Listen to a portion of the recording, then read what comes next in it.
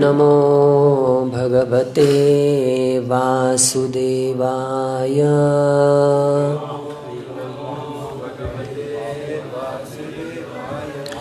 ॐ नमो भगवते वासुदेवाय।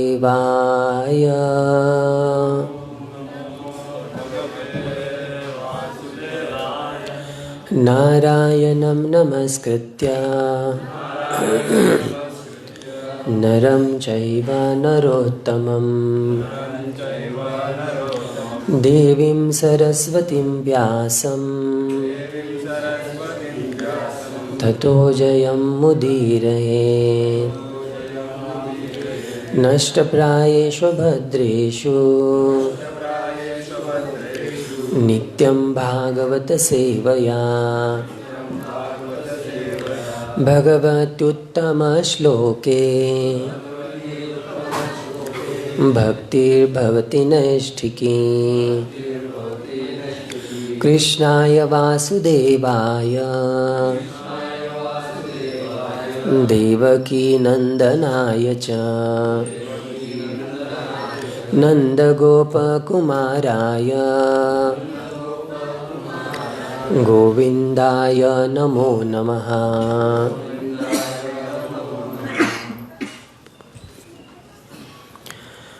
ग्रंथराज श्रीमद् भागवतम स्कंद चौथा अध्याय 9 श्लोक संख्या 35। स्वराज्यं यच्छतः मौढ्यात् मानः मे भिक्षितः बत ईश्वरात् क्षीण पुण्येन फलीकारान् इव अधनः। स्वराज्यं यच्छतो मौढ्यान्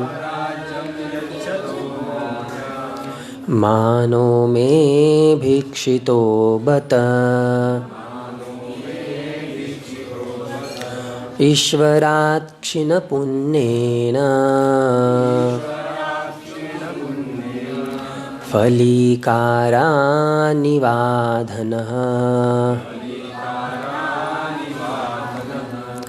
स्वराज्यं यच्छतो मौढ्यान् मानो मे भिक्षितो बत ईश्वरात् क्षीणपुण्येन फलीकारानिवाधनः।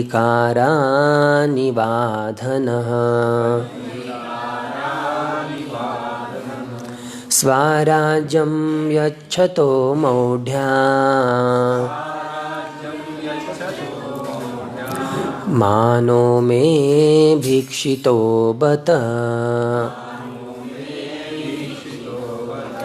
ईश्वरात् क्षीणपुण्येन फलीकारानिवाधनः।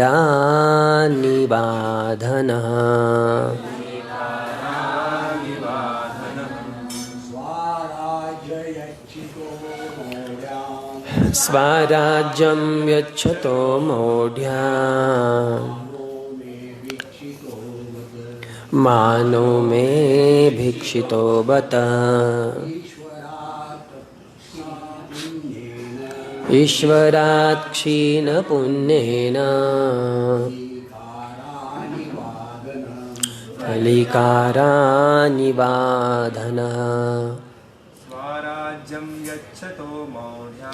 स्वराज्यं यच्छतो मौढ्यान् मानो मे भिक्षितो बतः ईश्वरात् क्षीणपुण्येन फलीकारानिवाधनः। माताजी स्वराज्यं यच्छतो मौढ्यान् मानो मे भिक्षितो बत। ईश्वरात् क्षीणपुण्येन बलिकारानिवाधनः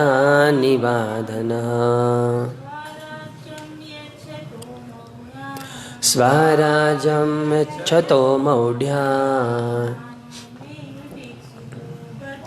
मानो मे भिक्षितो बत।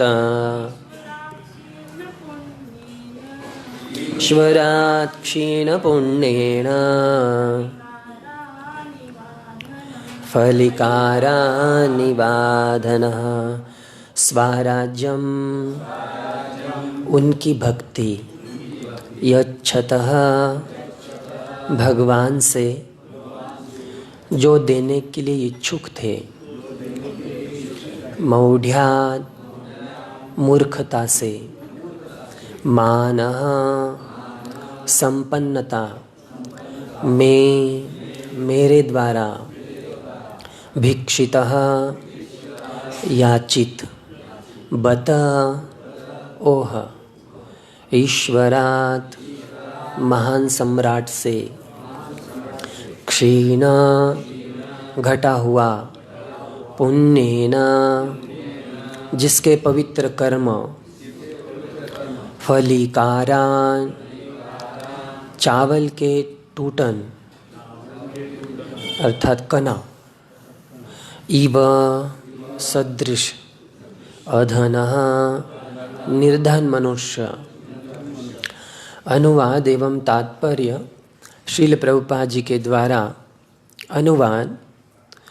अपनी पूर्ण मूर्खता और पुण्य कर्मों की न्यूनता के कारण ही भगवान के चाहते हुए भी मैंने नाम, यश तथा संपन्नता चाही। मेरी स्थिति तो उस निर्धन पुरुष की सी है जिस बेचारे ने महान सम्राट के प्रसन्न होने पर मुँह मांगी वस्तु मांगने के लिए कहे जाने पर चावल के कने ही मांगे। तात्पर्य, इस श्लोक में स्वराज्यम शब्द जिसका अर्थ पूर्ण स्वतंत्रता होता है, यह अत्यंत महत्वपूर्ण है। बद्ध जीव जान ही नहीं पाता कि पूर्ण स्वतंत्रता क्या है। पूर्ण स्वतंत्रता का अर्थ है अपनी ही स्वाभाविक स्थिति। परमेश्वर के अंश जीवात्मा की वास्तविक स्वाधीनता यही है कि वह सदैव परमेश्वर पर आश्रित रहे। जिस प्रकार की एक बच्चा स्वाधीन होकर खेलता है किंतु उसके माता पिता उसकी देखरेख करते रहते हैं, बद्ध जीव की स्वाधीनता का अर्थ यह नहीं है कि वह माया द्वारा उत्पन्न अवरोधों से लड़े भिड़े, वरन वह श्री कृष्ण के शरण में जाए। भौतिक जगत में प्रति व्यक्ति माया द्वारा उत्पन्न अवरोधों से युद्ध कर पूर्णतः स्वतंत्र होना चाहता है। इसे अस्तित्व के लिए संघर्ष कहा जाता है। वास्तविक स्वाधीनता तो भगवान की सेवा में स्थापित होना है। जो कोई वैकुंठ लोक अर्थात गोलोक वृंदावन जाता है, वह मुक्त भाव से भगवान की सेवा करता है। यही पूर्ण स्वतंत्रता है। इसके सर्वथा विपरीत भौतिक स्वामित्व है, जिसे हम भ्रमवश स्वतंत्रता मान लेते हैं। अनेक राजनीतिक नेताओं ने स्वतंत्रता स्थापित करने के प्रयास किए हैं, किंतु तथाकथित स्वतंत्रता से मनुष्यों की परतंत्रता ही बड़ी है। जीवात्मा कभी भी भौतिक जगत में स्वतंत्र रहकर प्रसन्नता का अनुभव नहीं कर सकता। अतः मनुष्य को भगवान के चरण कमलों में आत्मसमर्पण करके चिरंतन सेवा करनी होती है। ध्रुव महाराज को पछतावा है कि उन्होंने भौतिक ऐश्वर्य तथा अपने पर बाबा अर्थात ब्रह्मा से भी अधिक संपन्नता की इच्छा व्यक्त की। भगवान से उनकी यह याचना वैसी ही थी जैसे कि किसी बड़े सम्राट से किसी निर्धन व्यक्ति द्वारा चावल के टूटे कणों की मांग हो। निष्कर्ष यह निकला कि जो कोई भी भगवान की प्रेम भक्ति में संलग्न है उसे भगवान से भौतिक संपन्नता की याचना नहीं करनी चाहिए। भौतिक संपन्नता प्रदान करना तो बहिरंगा शक्ति के विधि विधानों पर निर्भर करता है। शुद्ध भक्त तो भगवान की सेवा करने का अवसर प्रदान करने की याचना करते हैं। यही हमारी असली स्वतंत्रता है। यदि हम कुछ और चाहते हैं तो यह हमारे दुर्भाग्य का सूचक है। ओम अज्ञानतिमिरान्धस्य ज्ञानाञ्जनशलाकया चक्षुरुन्मीलितं येन तस्मै श्रीगुरवे नमः। श्रीचैतन्यमनोभीष्टं स्थापितं येन भूतले स्वयं रूप कदा मह्यं ददाति स्वपदान्तिकं। वन्देऽहं श्रीगुरोः श्रीयुतपदकमलं श्रीगुरोन् वैष्णवांश्च श्रीरूपं साग्रजातं सहगणरघुनाथान्वितं तं सजीवं साद्वैतं सावधूतं परिजनसहितं कृष्णचैतन्यदेवं श्रीराधाकृष्णपादान् सहगणललिता श्रीविशाखान्वितांश्च। नमः ॐ विष्णुपादाय कृष्णप्रेष्ठाय भूतले श्रीमते भक्तिवेदान्तस्वामिनिति नामिने। नमस्ते सारस्वते देव्ये गौरवाणी प्रचारिणे निर्विशेषः शून्यवादी पाश्चात्यदेशतारिणे। हे कृष्ण करुणा सिंधो दीनबंधो जगत्पते गोपेशः गोपिका कांत राधा कांत नमस्तुते।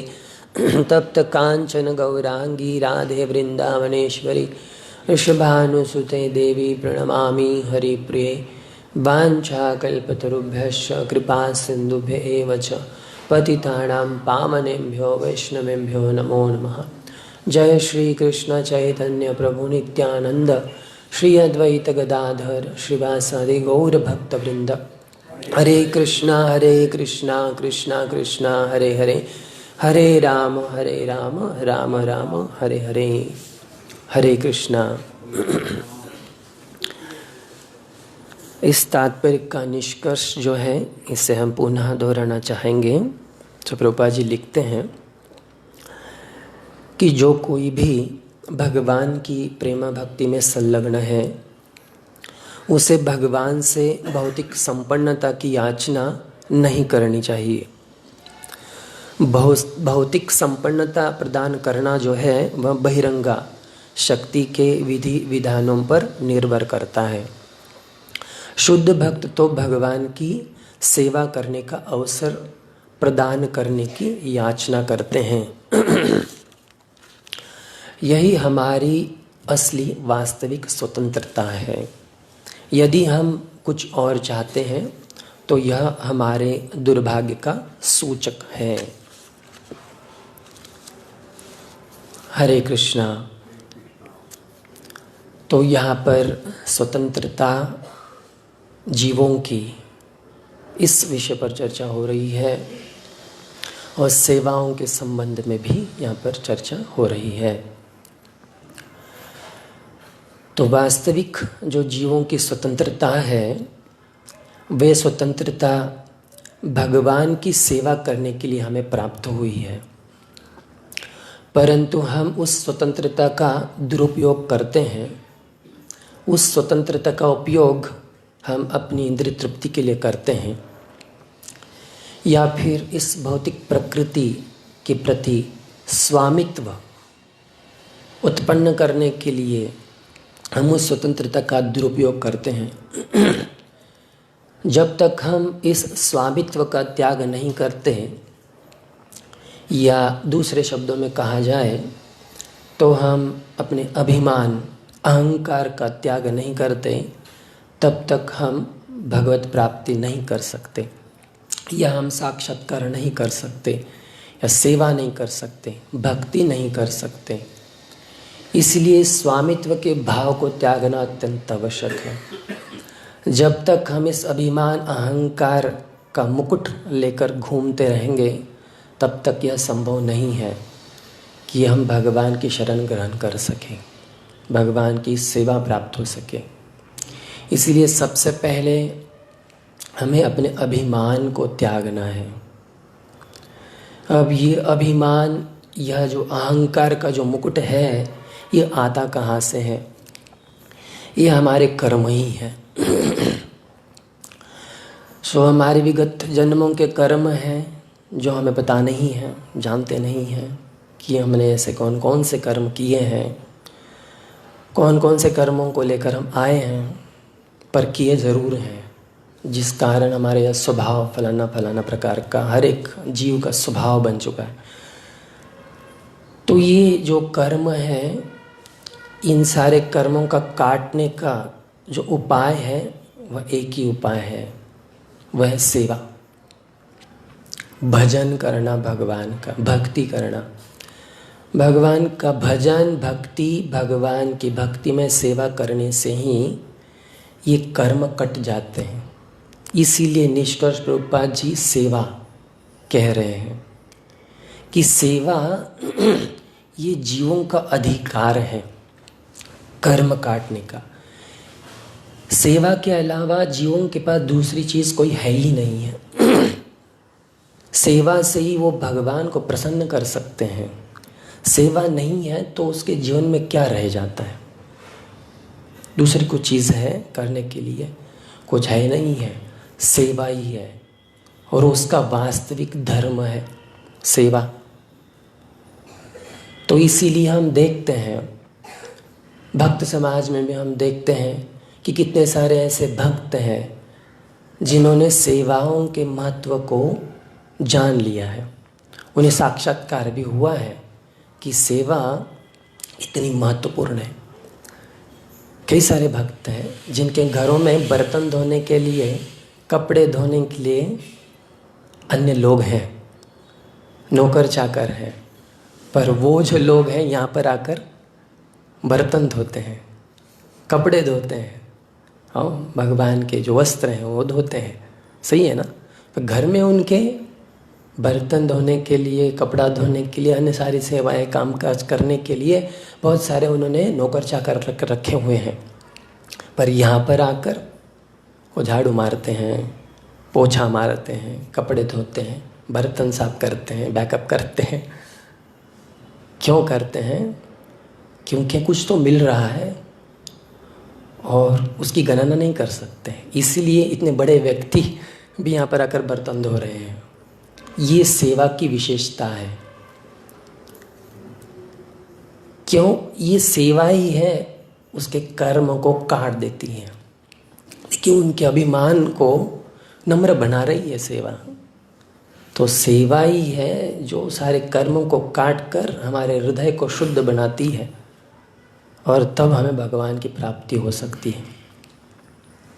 इसलिए सेवा अनिवार्य है।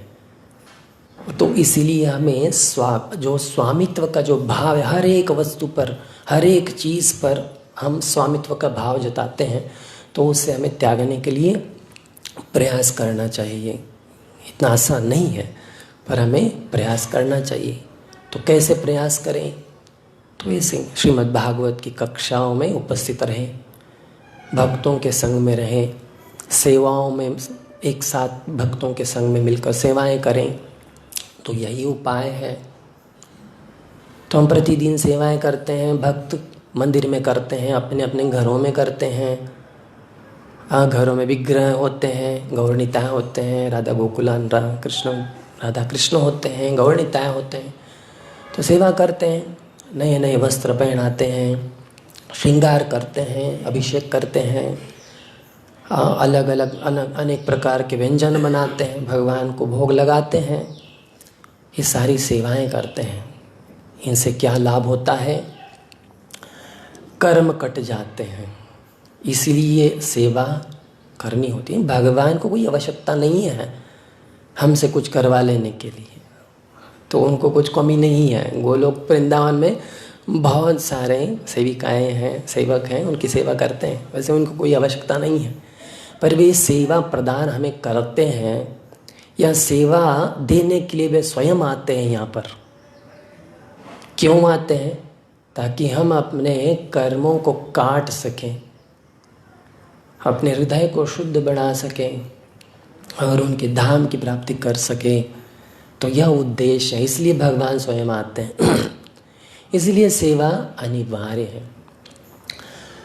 दक्षिण भारत में एक आचार्य थे जो भगवान वेंकटेश के महान भक्त थे।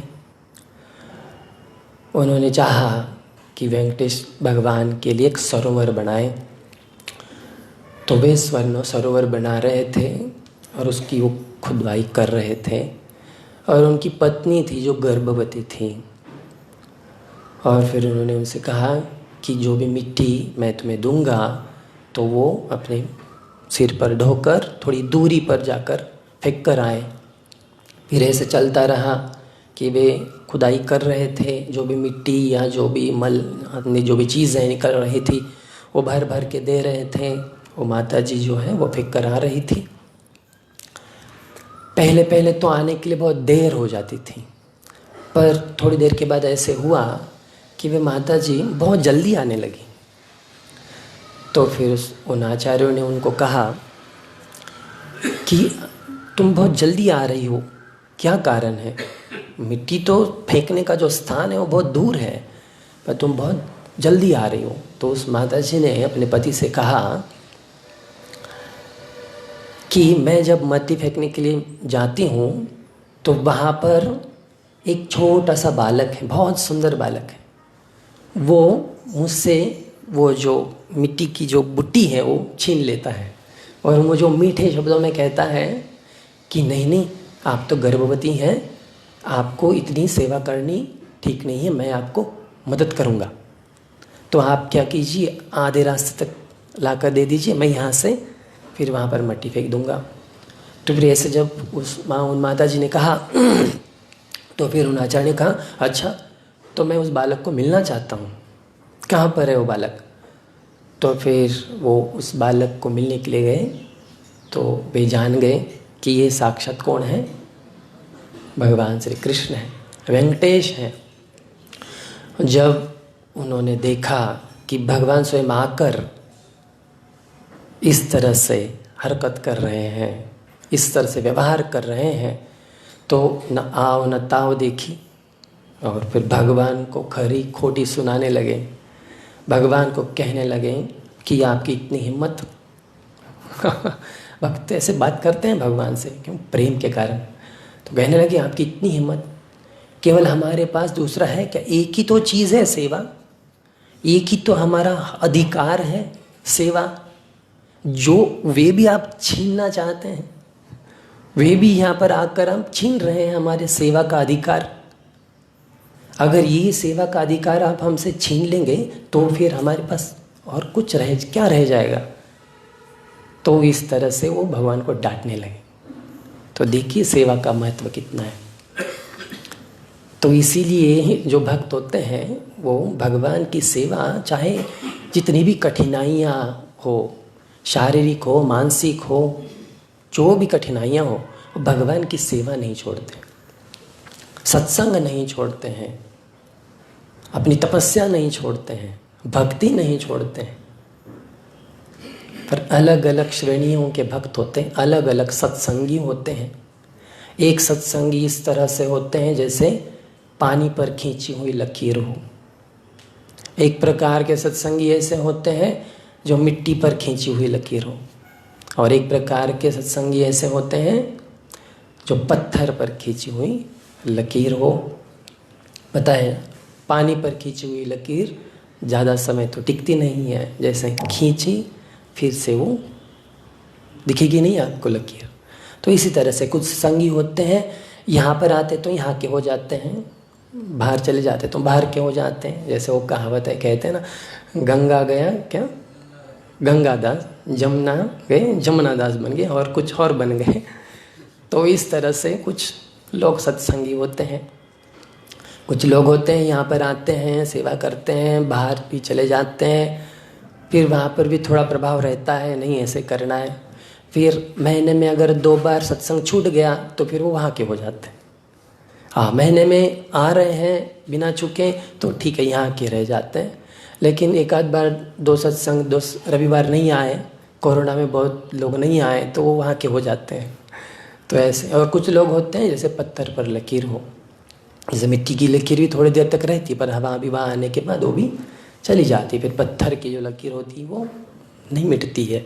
तो कुछ भक्त ऐसे होते हैं, वो कैसी भी स्थिति हो, कैसी भी परिस्थिति हो, वो भगवान की सेवा नहीं त्यागते।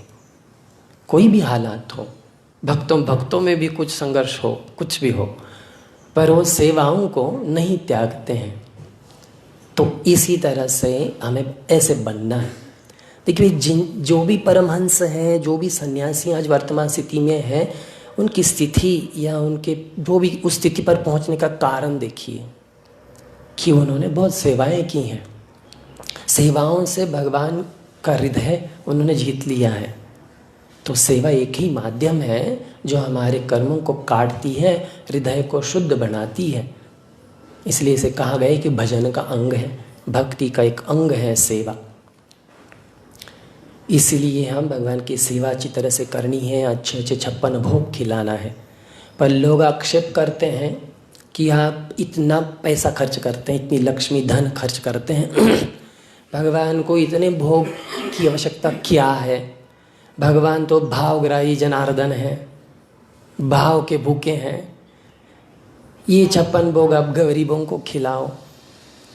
तो इस तरह से लोग कहते हैं मानव सेवा ईश्वर सेवा है प्रभु, तो इस तरह से कहते हैं। पर उन्हें कहना चाहिए हाँ सही है, आप जो कह रहे हैं गलत तो नहीं है, मानव सेवा तो करनी है। भगवद गीता का एक अंग यही है कि मानव सेवा भी एक धर्म है। परंतु भगवान के हिस्से का क्यों खिलाना चाहते हो? आप अपने हिस्से का गरीबों को खिलाओ, सही है ना? इसका उत्तर है भगवान के हिस्से का क्यों? आप शादियों में, अलग अलग उत्सव में इतना पैसा खर्च करते हैं, इतना सारा कुछ अन्न बिन बनाते, बहुत कुछ पैसा खर्च करते हैं, बर्थडे पार्टी, ये पार्टी, इधर उधर। तो वो अपने हिस्से का आप लेकर गरीबों को खिलाओ, जो आपको भगवान का हिस्सा दिखता है। भगवान आपको इतना देते हैं, गिनती नहीं करते। कभी गिनती करते हैं भगवान? कभी गिनती नहीं करते हैं भगवान। इतना देते हैं, इतना देते हैं। हम भगवान को जब देने का समय आता है तो गिनती करते हैं, ना देना है या नहीं देना है, देना है या नहीं देना है। पर भगवान कभी गिनती नहीं करते हैं। भगवान को जब देने की बारी आ जाती है तो हमारा मन उतल पुतल हो जाता है सब।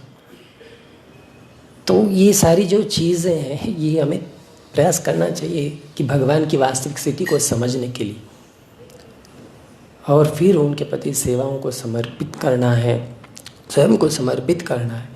कि वो भगवान जो विष को भी अमृत बनाते हैं, ऐसा जो खंबा जिसमें चींटी घुसने के लिए भी स्थान नहीं है, सही है ना? उस खंबे से नरसिंह भगवान के रूप में प्रकट होते हैं अपने भक्त की रक्षा करने के लिए। देखिए, ऐसे खंबे में चींटी घुसने के लिए भी स्थान नहीं है, तो ऐसे खंबे से प्रकट हो जाते हैं भगवान नरसिंह रूप में भक्तों की रक्षा करने के लिए। जब विष पिलाया तो उस विष को भी अमृत बना दिया भगवान ने। तो इस तरह से भगवान अब जब प्रहलाद महाराज को होलिका जलाने के लिए आए, तो वो अग्नि उस होलिका का ही दान कर दिया उस अग्नि ने। तो भगवान जो जलाने के लिए आए, जिससे अग्नि कुछ नहीं कर सकती थी, तो भगवान ने उसी को ही जला दिया। पर प्रहलाद महाराज को उस अग्नि को कुछ ताप नहीं हुआ। तो ये भगवान है, तो ये भक्तों के अपराधी नहीं है। भक्त उनको इतने प्रिय हैं कि वो भक्तों के लिए कुछ भी करने के लिए तैयार हो जाते हैं। बस श्रद्धा और विश्वास होना चाहिए। श्रद्धा विश्वास की कमी होने के कारण हम भगवान को नहीं देख पाते, नहीं समझ पाते। श्रद्धा विश्वास है तो ऐसे अनेकों उदाहरण हैं। भगवान पत्थर की मूर्ति से प्रकट हो जाते हैं आपका खिचड़ी प्रसाद खाने के लिए, बहुत सारे उदाहरण हैं। तो गोपाल भट्ट गोस्वामी जब श्रृंगार करना चाहते थे तो भगवान शालग्राम शिला से प्रकट हो गए, है ना? साक्षी गोपाल, देखिए उस गरीब ब्राह्मण को कितना विश्वास था। वो बूढ़े ब्राह्मण के बेटे हंसी मजाक उड़ा रहे थे, जब पंचायत में ऐसे चर्चा हुई कि ठीक है, मेरे पिताजी ने अगर ऐसे कहा है तो कोई साक्षी है तो लेकर आइए, तो उस ब्राह्मण को कितना विश्वास था कि गोपाल साक्षी हैं, वे ज़रूर आएंगे मेरे साक्ष्य देने के लिए यहाँ पर। फिर वो चलेंगे, देखिए 1000-1500 किलोमीटर चलते वहाँ पर गए। हम होते तो उनको उतना श्रद्धा विश्वास था भगवान के प्रति, फिर भी वहाँ पर चलते गए।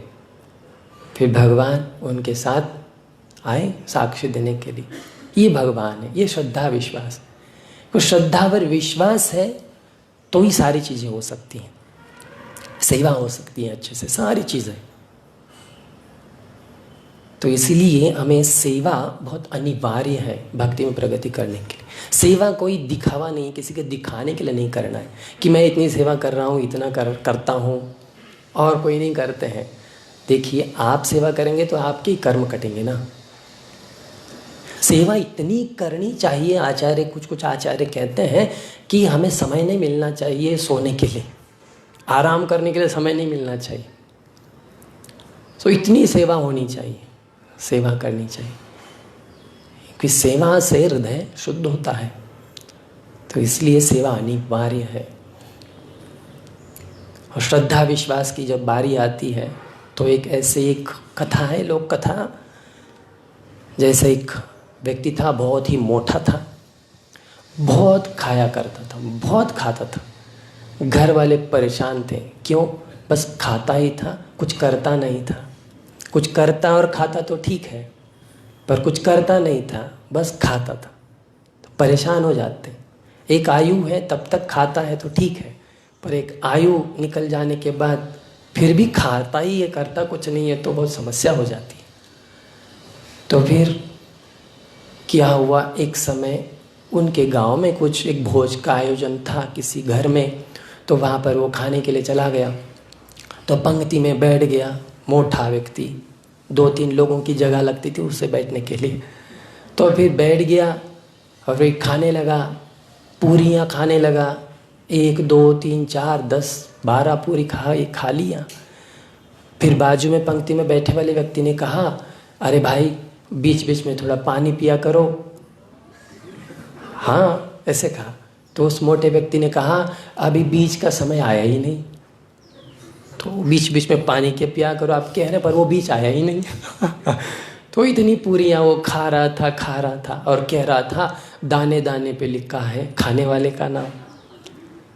पर उस व्यक्ति ने कहा, नहीं, पूरी पूरी पे लिखा है खाने वाले का नाम, क्योंकि वो बहुत पूरी खा रहा था। तो इस तरह से वो खाता ही था। घर वाले परेशान थे। अब घर वालों ने तय किया कि इसको घर से निकाल ही दे, और उसको निकाल दिया घर से। फिर वो चला गया, एक रात गुजारी, फिर वापस आ गया। फिर घर वालों ने कहा, फिर क्यों वापस आए? तो उन्होंने कहा कि खाने वाला घर में नहीं है ना, इसलिए आपको शायद पछतावा हो रहा होगा, इसलिए मैं वापस आ गया। तो फिर उस घर वालों ने कहा कि नहीं, कुछ पछतावा नहीं, ये आपका भ्रम है, अब यहाँ से निकल जाओ। फिर अब बेचारा क्या करता, वो निकल गया। और कुछ सुकृति थी, अयोध्या का रास्ता मिला, वो निकल पड़ा, अयोध्या पहुँच गया। और वहाँ पर एक गुरु से मुलाकात हुई, उनके अन्य भी कुछ चेले थे, शिष्य थे। तो वह वहाँ पर आया, कहाँ रहना, क्या करना, कुछ समझ नहीं पा रहा था, इसलिए उस गुरु की शरण ग्रहण कर ली। कहा कि मैं ऐसे हूँ, लोग परेशान थे इसलिए यहाँ पर आ गया, तो मुझे कृपया आपका चेला शिष्य बना लीजिए। तो गुरु ने उनको अपना शिष्य बना लिया। और गुरु को भी पता चला कि ये बहुत खाता है, ठीक है, कोई समस्या नहीं। फिर खा रहा था। फिर गुरु ने कहा कि बस खाते ही हो या और कुछ करना चाहते हो? तो उस व्यक्ति ने कहा कि बताइए क्या करना है, थोड़ा आरती में भी आया करो, थोड़ा भजन भी किया करो। तो ठीक है गुरुदेव। फिर ऐसे कुछ समय बीता। फिर आपको पता है कि महीने में 2 बार एकादशी आती है। तो फिर एकादशी आई, और उस आश्रम में एकादशी में कुछ बनता नहीं था, पूर्ण निर्जल। अब तो गुरुदेव ने कहा कि बेटा आज तो आपको कुछ खाने के लिए मिलेगा नहीं, क्योंकि आज एकादशी है, आज तो यहाँ पर कुछ बनता नहीं है, कुछ खाने के लिए मिलता भी नहीं है। तो फिर उस व्यक्ति ने कहा कि हे गुरुदेव, मुझ पर कृपा कीजिए, अगर आज मुझे कुछ नहीं देंगे तब मैं कल की द्वादशी नहीं देख पाऊँगा। तो इस तरह से वो कहने लगा। तो फिर उस गुरुदेव ने कहा कि ठीक है, तो आप एक काम करो, भंडार से कुछ आटा बीटा कुछ जो चाहिए सामग्री ले लो और बना के खा लो, पर यहाँ पर नहीं बनेगा, बाहर जाकर किसी नदी के तट पर बना के खा लो। पर एक ज़रूर करना, जो भी बनाओगे भगवान को भोग लगा कर ही खाना, इतना तुम ज़रूर करना। तो उन्होंने कहा कि ठीक है गुरुदेव, कह के वे चले गए। और वहाँ पर जाकर उन्होंने रसोई पकाई। पकानी आती नहीं थी, कुछ करता नहीं था ना, फिर भी पेट का सवाल था, जैसे वैसे उन्होंने बना लिया। अब उसे जैसे खाने ही वाला था, बस स्मरण आ गया कि गुरुदेव ने कहा है कि हमारी ये परंपरा है कि जो भी बनाते हैं भगवान को भोग लगाना है फिर ग्रहण करना है। तो उन्होंने भोग लगाना है, तो अभी वो भोग लगाने के लिए वो जो बना था वो रख दिया और रामचंद्र जी को बुलाने लगे, ये आइए प्रभु श्री रामचंद्र जी और इसे ग्रहण कीजिए, ये भोग स्वीकार कीजिए। अब देखा, एक बार कहा, 2 बार कहा, 3 बार कहा, प्रभु श्री रामचंद्र नहीं आ रहे हैं। अब यो तो बैठ गया, गुरुदेव ने कहा है कि भगवान को भोग लगाओ उसके बाद खाओ।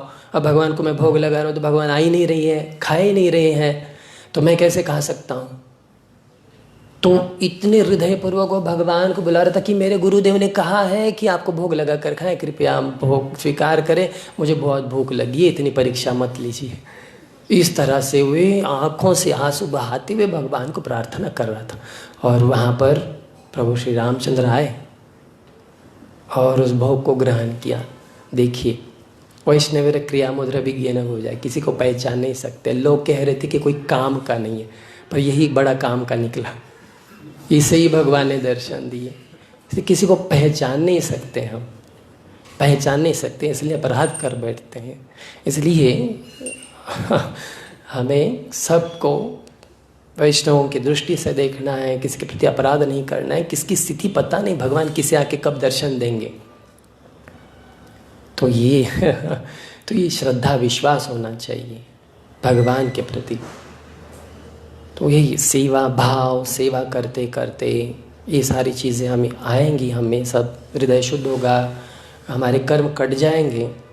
तो इसलिए अनिवार्य है। अनेकों उदाहरण है, हनुमान जी साक्षात उदाहरण है सेवा के।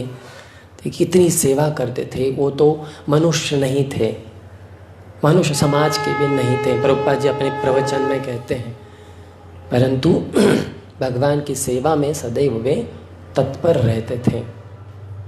तो इसलिए हमें सेवा करनी है, पूर्ण प्रामाणिकता से प्रयास करना चाहिए। जब भी कुछ समस्या हो, किसी में दोष न निकालें, गुरु में दोष न निकालें। गुरु हमें जो भी सेवाएं देते हैं उसका वास्तविक उद्देश्य ही होता है कि हमारे कर्म कटने के लिए ही सेवा देते हैं। कभी कभी हमें ऐसे लगता है अज्ञान के कारण कि गुरु हमसे बहुत कुछ करवा रहे हैं, गुरु बस बैठे बैठे आनंद ले रहे हैं, कुछ करते नहीं हैं। हाँ, तो इस तरह से कभी कभी होता है, परंतु गुरु हमें सेवा दे रहे हैं, इसका अर्थ है कि हमारे कर्मों को काट रहे हैं। कोई भी सेवा हो जब गुरु हमें देते हैं, इसका अर्थ है कि हमारे कर्म कट रहे हैं।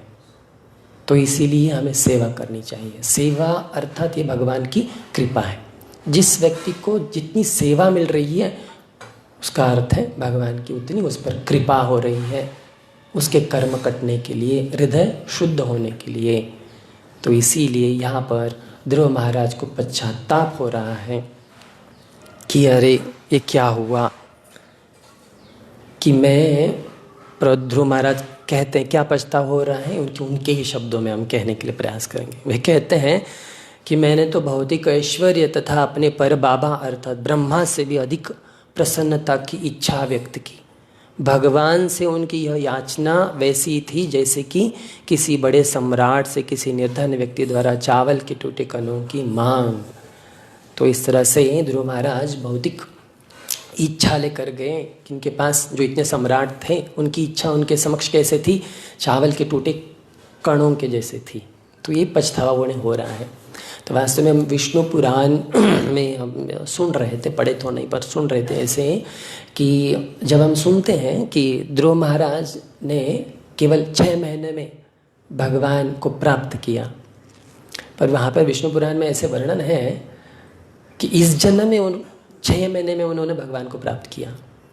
पिछले जन्म में वे भगवान के महान भक्त थे और उन्होंने बहुत तपस्या की। बस भगवान प्रसन्न होने के लिए 6 महीने बाकी थे। भगवान दर्शन देने के लिए 6 महीने बाकी थे। तब एक घटना घटी। वे यह घटना थी कि उनके समक्ष एक अन्य राजा आए और उनका इतना ऐश्वर्य था, उनका इतना ऐश्वर्य और उनकी प्रतिष्ठा देखकर ध्रुव महाराज को भी इच्छा हुई कि इनसे भी अधिक कई गुना ऐश्वर्य मेरा भी होना चाहिए, मैं भी राजा हूँ। तो इस तरह से उनकी इच्छा हुई। इसलिए इस जन्म में उनके माता सौतेली माता ने इस तरह से व्यवहार किया। फिर उनके मन में ये इच्छा हुई। इस जन्म में भगवान ने वो इच्छा भी पूरी की, इतना सारा ऐश्वर्य भी दिया। और जो 6 महीने बचे थे भगवान दर्शन देने के लिए, तो यही यहाँ पे 6 महीने में ध्रुव महाराज को भगवत प्राप्ति हुई। ऐसे विष्णु पुराण में कथा आती है। तो इस तरह से यहाँ पर ध्रुव महाराज का प्रसंग श्री प्रभुपाद जी के तात्पर्य पर यथाशक्ति यथामति या कुछ गलती हो गई हो तो क्षमा कीजिए। हरे कृष्णा कृष्णा कृष्णा हरे हरे, हरे राम राम राम हरे हरे। ग्रंथराज श्रीमद्भागवतम की जय, श्री प्रभुपाद की जय।